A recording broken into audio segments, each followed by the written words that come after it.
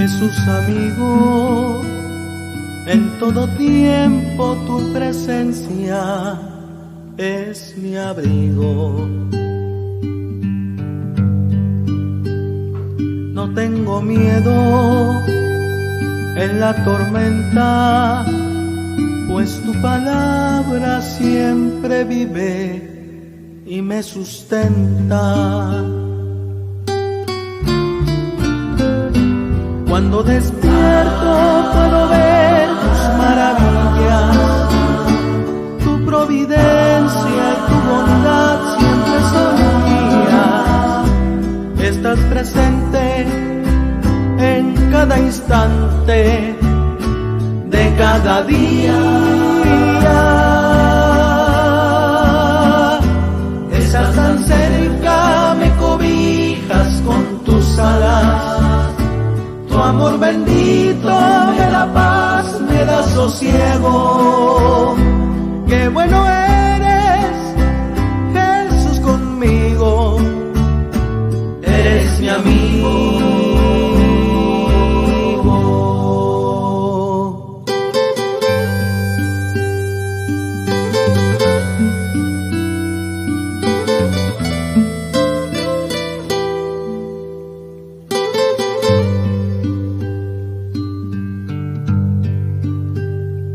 Tú eres el Padre, yo soy el niño, y con ternura tú me tratas con cariño.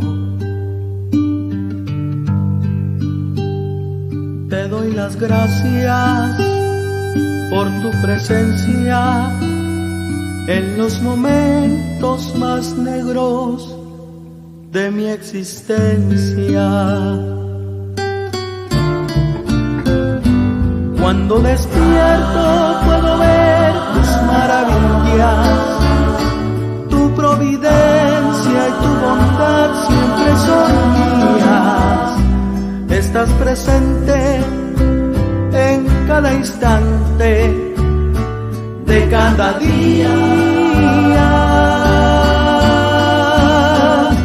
Estás tan cerca, me cobijas con tus alas. Tu amor bendito me da paz, me da sosiego. Qué bueno eres, Jesús conmigo. Eres mi amigo. Estás tan cerca, me cobijas con tus alas. Tu amor bendito me da paz, me da sosiego. Qué bueno eres, Jesús conmigo. Eres mi amigo.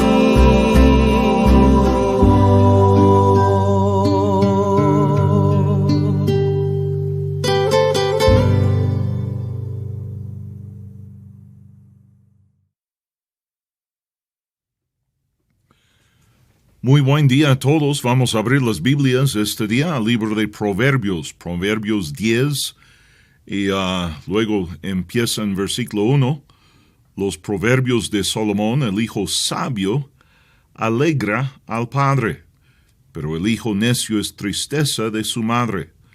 Los tesoros de maldad no serán de provecho, mas la justicia libra de la muerte. El libro de Proverbios es un libro que da gran sabiduría a los que lo lean. Yo doy gracias a Dios. Cuando yo era un joven predicador, mi pastor Jack Hiles me enseñó la importancia de leer una porción de Proverbios todos los días, de pedir sabiduría de Dios. Y yo empecé eso. Yo leo 25 capítulos de la Biblia todos los días, pero yo leo por lo menos 2 proverbios cada día pidiendo a Dios que me da sabiduría. Lo que alegra a nuestro Padre Celestial es cuando nosotros ponemos la prioridad en las cosas espirituales. Cristo enseñó a los discípulos: buscad primeramente el reino de Dios y su justicia. Y luego Él dijo: todas esas cosas os serán añadidas. Cristo explicaba: mira, Dios el Padre sabe que necesitas comida, que necesitas donde dormir, que necesitas ropa, que todas esas cosas son necesarias. Pero Él dice: ponga el énfasis en las cosas espirituales. Y luego Dios va a encargar de las demás cosas. Un texto que hemos mencionado varias veces y tiene que ver con salvación es ahí en el libro de Lucas, capítulo 23, cuando Jesús estuvo muriendo. Había 2 ladrones ahí muriendo en la cruz, a su derecha y a su izquierda. Y un ladrón le dijo, casi burlando de él: si de veras es hijo de Dios, sálvate a ti mismo y a nosotros.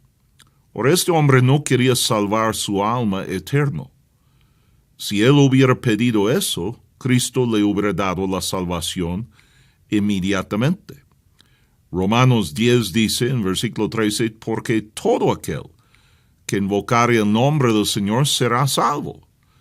Y cuando alguien pida salvación, cuando alguien viene a Cristo, Él nunca les echa fuera. Yo estuve esta semana testificando a un hombre inválido en el Zócalo.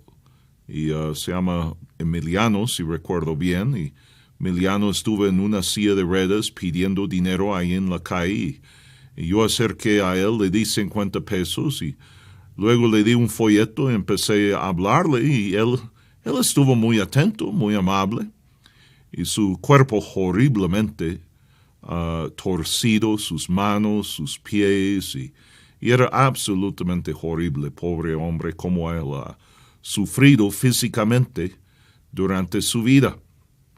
Y yo empecé a hablarle de Cristo y las cosas de Dios y le estuve tratando de explicar el Evangelio y él estaba poniendo atención, pero cuando le expliqué que Cristo nos ama tanto, que murió por nosotros, le mostré Romanos 5, versículo 8, que Dios muestra su amor para con nosotros en que siendo aún pecadores, Cristo murió por nosotros. Él me dijo, yo no creo eso. Yo dije, ¿cómo? Él dijo, bueno, yo soy católico, me dijo. Yo fui a catequismo y todo eso, pero dijo, yo no creo que Cristo murió por nuestros pecados. Y él me dijo, yo creo que Cristo vino, y él vino para dar a nosotros un buen ejemplo. Y él ahí en la cruz, cuando murió por nosotros, estaba dándonos un ejemplo de cómo sufrir. Y él dijo, yo he tratado de sufrir en una buena manera toda mi vida, él dijo. Yo he tratado de tener un buen espíritu, una buena actitud y hacer buenas obras para ganarme el cielo y ganarme la vida eterna. Yo he luchado para hacer eso. Yo creo que Jesús me dio el ejemplo de cómo debo sufrir. Y su filosofía era muy interesante. Y a la vez era una filosofía que mostró un buen espíritu, una buena actitud. El problema es la filosofía del hombre nos lleva al infierno. Yo le dije a él, le mostré Romanos 10:13 y le mencioné la historia del ladrón en la cruz. Le dije, Emiliano, mira, tú estás aquí en la calle rogando y pidiendo dinero. Y cuando alguien tenga misericordia, le da dinero. Y si tú vas a llegar al cielo, mi amigo, tienes que hacer la misma cosa, tienes que pedirlo. No lo merecemos. Es por misericordia que somos salvos. Y él como que le prendió un poco el concepto en su mente, como prendió un foco.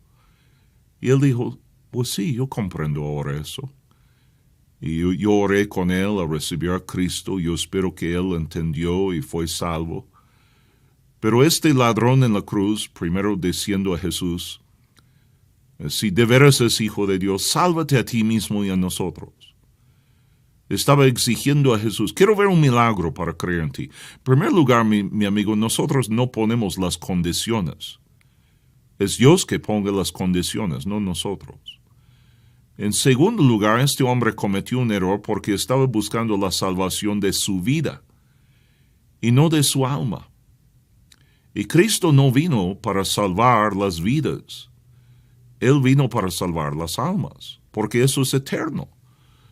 Si Él vino a salvar las vidas, entonces Él era un fracaso. Porque aunque Él resucitó gente de los muertos, aunque Él restauraba a la viuda, su hijo muerto, aunque resucitó Lázaro del sepulcro, aunque Él sanó lo que los historiadores piensan que eran miles de personas, levantando paralíticos, dando vista a los ciegos, ayudando a los sordos a oír otra vez. Toda esta gente ahora están muertos. Y ellos están o en el cielo o en el infierno. Y si el ministerio de Jesús era sanar a la gente y ayudar a gente físicamente, Él era un fracaso, porque todo eso era temporal, no duraba. No, mi amigo, Jesús vino a buscar y salvar los perdidos. Y no salvar su vida, pero su alma. Y algún día su vida también se salvará, cuando resucitan. Por eso Él dijo, el que quiere salvar su vida lo va a perder, y el que pierda su vida lo salvará. El otro ladrón, escuchando a su compañero, luego le reprendió. Él dijo, nosotros estamos sufriendo las consecuencias de nuestras acciones. Y ahora estamos condenados. Y él, mencionando de Jesús, él dijo a su compañero, Él es inocente, hablando de Jesús. Y luego él miró a Jesús y él dijo, Señor, acuérdate de mí cuando vienes en tu reino. Y Jesús inmediatamente le respondió, hoy estarás conmigo en el paraíso. Lo que interesa a Dios es lo espiritual. Eso es lo que es eterno. Eso es lo que dura para siempre. En Proverbios 19, nosotros vemos lo siguiente. Mejor es el pobre que camina en integridad que el que es perversos labios y fatuo. Entonces él dice, no importa si usted no tiene dinero, si tú estás caminando en integridad, es mejor que usted es un perverso con riquezas y dinero. Versículo 12, él dice, alma sin ciencia no es buena, y aquel que se apresura con los pies peca.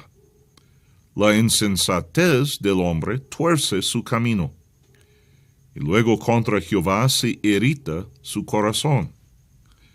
Nosotros hacemos maldad, nosotros como tontos y necios tuercen el camino de Dios, y luego estamos irritados con Dios. Es increíble, a veces tocando puertas, ganando almas, yo encuentro gente amargo con Dios.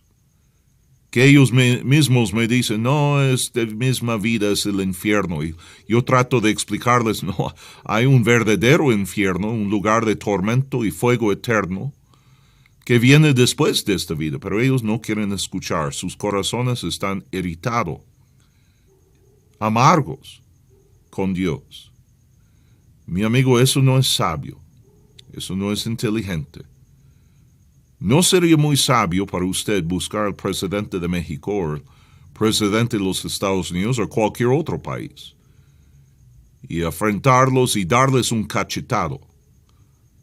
Tú vas a pasar el resto de tu triste vida en el reclusorio o quizás va a haber hombres mismos ahí mismo que le van a matar por hacerlo. No es sabio afrentar a alguien que tiene autoridad y poder. Debería respetarlos. ¿Cuánto más nosotros debemos respetar y adorar al Creador del universo? Versículo 4 dice, las riquezas traen muchos amigos, mas el pobre es apartado de su amigo. Y mi amigo, si usted está escuchando eso, sería sabio para usted no pasar toda la vida pidiendo y rogando a otros. Es más bienaventurado dar que recibir.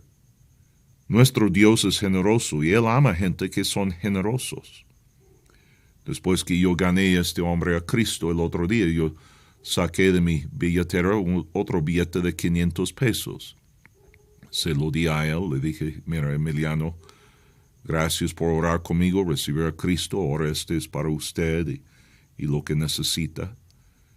Yo he hecho eso toda mi vida y Dios me ha bendecido por hacerlo.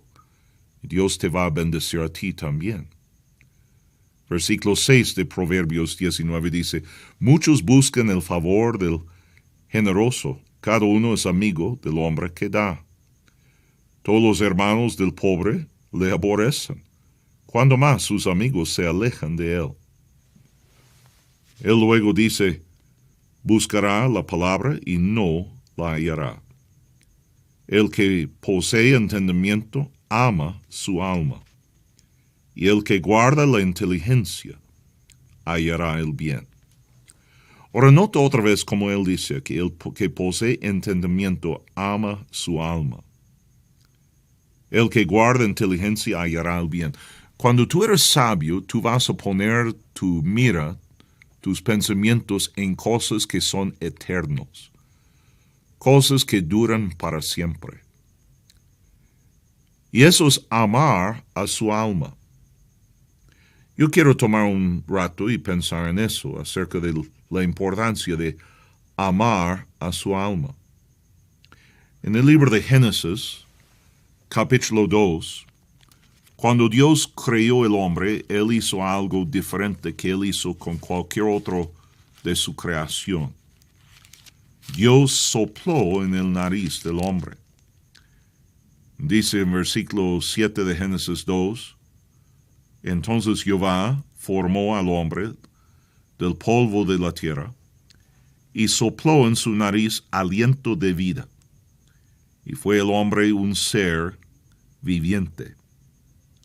La palabra hebreo ahí es naufaka, y la palabra naufaka es una palabra que está hablando de soplar con fuerza, soplar duro, un viento, un soplo fuerte, como está inflando una pelota, una aludre para sus niños a nadar, soplar con fuerza para llenarlo. En Génesis capítulo 1, en versículo 2, la Biblia dice, la tierra estaba desordenada y vacía, las tinieblas estaban sobre la faz del abismo, y el Espíritu de Dios se movía sobre la faz de las aguas. La palabra espíritu en la Biblia es la palabra roca en hebreo. Y esta palabra también está hablando de soplar, de movimiento de aire. Dios, cuando habla del Espíritu, Él habla de un movimiento de aire. Es interesante, cuando Jesús resucitó y apareció a los discípulos, Él sopló y luego dijo, recibí del Espíritu Santo. Y desde este momento ellos recibieron el Espíritu que ahora vive en nosotros. Cada cristiano que es un hijo de Dios tiene el Espíritu Santo. Ahora tu cuerpo es un templo del Espíritu Santo. Él vive en nosotros. Él es el aliento de Dios que está en nosotros. El Espíritu de Dios. En Génesis 3, versículo 8, la Biblia dice, oyeron la voz de Jehová que se paseaba en el huerto al aire del día. Y el hombre y su mujer se escondieron de la presencia de Jehová, Dios entre los árboles del huerto. Dios le gustaba aparecer en las tardes con el hombre. En la tarde, cuando el aire estaba soplando, otra vez es la palabra roca. Y está un tiempo del día cuando Dios vendría y tomar forma físico y caminar con el hombre. La Biblia enseña que Jesús es la imagen del Dios invisible. Cada vez que hay una aparición de Dios en forma física, esta es una manifestación del Señor Jesucristo. Pero para mí es interesante que Él vendría a tener comunión con el hombre en la tarde, cuando el aire estaba soplando, cuando estaba moviendo. El Espíritu de Dios estaba ahí sobre el mar y sobre las aguas, cuando el aire estaba soplando y moviendo. Si usted conoce su Biblia, usted sabe el día de Pentecostés, cuando apareció llamas de fuego sobre las cabezas de los apóstoles y fueron llenos del Espíritu Santo. También había un gran ruido y un gran sonido como movimiento de aire. El libro de Génesis, capítulo 6, cuando el hombre había ofendido a Dios y había provocado la ira de Dios con homosexualismo y lesbianismo, con adulterio, idolatría, asesinos, perversidad por todo el mundo. La Biblia dice en Génesis 6, 17, he aquí que yo traigo un diluvio de aguas sobre la tierra, para destruir toda carne en que haya espíritu de vida. En la palabra ahí, espíritu de vida, otra vez es roca, un movimiento de aire, respiración, el soplo de Dios debajo del cielo, y todo lo que hay en la tierra morirá. Dios ahí dice, mira, yo di el espíritu y la vida al hombre, y ahora el pecado. Ahora, tú tienes que recordar cuando Salomón escribió eso. Era una época de su vida donde él estuvo muy desanimado. Él había apartado de Dios. Él había desobedecido a Dios, empezó a casar con muchas mujeres, y muchas mujeres que eran idólatras. Él tenía más de 700 esposas o concubinas, y tenía 300 esposas. Y él había desobedecido a Dios, levantando templos para dioses falsos, y él ahora era muy apartado de Dios. Y él escribe este libro en este tiempo de desánimo. Y él hace una pregunta aquí. No está haciendo una declaración o una doctrina. Está haciendo una pregunta. ¿Quién sabe que el hombre es diferente que un animal? ¿Quién sabe que un hombre tiene un espíritu que va a vivir para siempre? ¿O tiene un espíritu como los animales y cuando muera queda como polvo y se deshace? Y la respuesta de eso es Dios. Salomón escribe después en el libro de Eclesiastés que el deber del hombre es buscar a Dios y obedecerle. Y si él hubiera obedecido a Dios, nunca hubiera él desanimado. La palabra ánimo está hablando de aliento. Cuando alguien está desanimado, no tienen respiración, no tienen espíritu, no tienen ánimo. Mucho cristiano escuchando este programa este día, tú estás ahora desanimado en las cosas de Dios y Dios no tiene la culpa, mi amigo. Tú tienes la culpa. Cristo dijo en el libro de Juan, capítulo 6, las palabras que os he hablado son espíritu y son vida.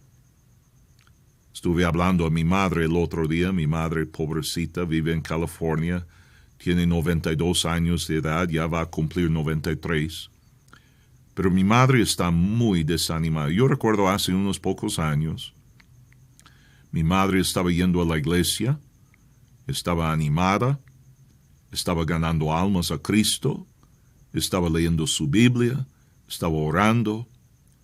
Pero ahora mi mamá no va a la iglesia, ella no lee la Biblia, no está orando, y cada vez que yo voy a verla, ella está diciendo, ojalá que yo muero, ojalá que yo muero. Ya quiero morir. ¿De qué sirve la vida? Ahora la verdad es Dios le ha dado una casa hermosa a un lado del mar, allá en California, un tremendo vista. Dios le ha bendecido, tiene su pensión, no tiene que preocupar por nada. Dios ha sido muy bueno con ella. Le dije, mamá, el problema que tú tienes es que no estás leyendo la Biblia, no estás orando, no estás yendo a la iglesia, y por eso la vida ya no tiene sentido, ya no tiene, como dicen aquí en el DF, ya no tiene chiste. No hay razón para seguir viviendo. Muchos cristianos están alejando de Dios hoy en día, alejando de la iglesia, alejando de la Biblia. Fe viene por el oír de la palabra de Dios. Y la forma que nosotros tenemos ánimo y gozo en servicio a Dios es la misma forma que fuimos salvos. Oyendo la palabra de Dios nos da fe, creemos lo que la Biblia dice, recibimos a Jesús como Salvador y todo cambió. Mi esposa tomó un taxi la semana pasada. Yo tuve que ir a predicar en McAllen, Texas, y mi esposa tomó un taxi del aeropuerto a Laredo, Texas, para ver su mamá. Y ella, hablando con el taxista, era un joven que era un mormón. Y mi esposa tuvo 2 horas y media para testificarle. Y mi esposa es tremendo ganador de almas. Y estuvo explicando a este joven, salvación no es por obras, es por fe, es por la gracia de Dios. Y el joven lo comprendió. Y él oraba ahí en su taxi y pidió a Cristo que le salvara. Y el joven dijo a mi esposa, señora, yo siento algo diferente ahora en mí. Ahora yo tengo a Cristo. Ya siento más animado, más gozoso. Él estuvo hablando de problemas que él tenía en su hogar, en su familia, y cómo un hombre estaba tratando de quitarle los hijos, y él estaba muy desanimado, pero después de recibir la palabra de Dios y Cristo, estuvo animado. Y mi amigo cristiano, la vida cristiana, vamos a mantenerlo en la misma forma que lo recibimos, por fe. Ahora, no estoy hablando de su salvación, eso Dios guarda. Estamos sellados hasta el día de redención. Pero estoy hablando de tu ánimo. David, después que cometió su gran pecado en Salmo 51, estaba pidiendo perdón a Dios y luego dijo a Dios, Señor, devuélvame el gozo de mi salvación. para que luego pecadores se conviertan a ti. David nunca perdió su salvación, pero perdió su ánimo, perdió su gozo. Yo temo a algunos de ustedes esta mañana han perdido lo mismo, por el pecado y por alejarse del Espíritu de Dios, que se contiene en la palabra de Dios. Esta mañana quizás está escuchando este programa y usted ni siquiera está seguro que tiene vida eterna. La Biblia dice, el mismo Espíritu da testimonio en nuestro espíritu que somos hijos de Dios. Si usted no está seguro que tiene la vida eterna, lo más seguro es que no lo tienes. Te invito ahora mismo, si tú quieres recibir la salvación, inclina la cabeza, cierra los ojos, ora conmigo esta oración de fe. Señor Jesús, yo soy pecador. Por el pecado merezco el infierno. Pero ahora, escuchando este programa de radio, yo recibo a Cristo como mi Salvador. Recibo el Espíritu de Dios en mí. Recibo la palabra de Dios y lo creo. Arrepiento del pecado y recibo la salvación. Y ahora, Señor, gracias por darme la vida eterna. Ayúdame ahora a caminar con Dios.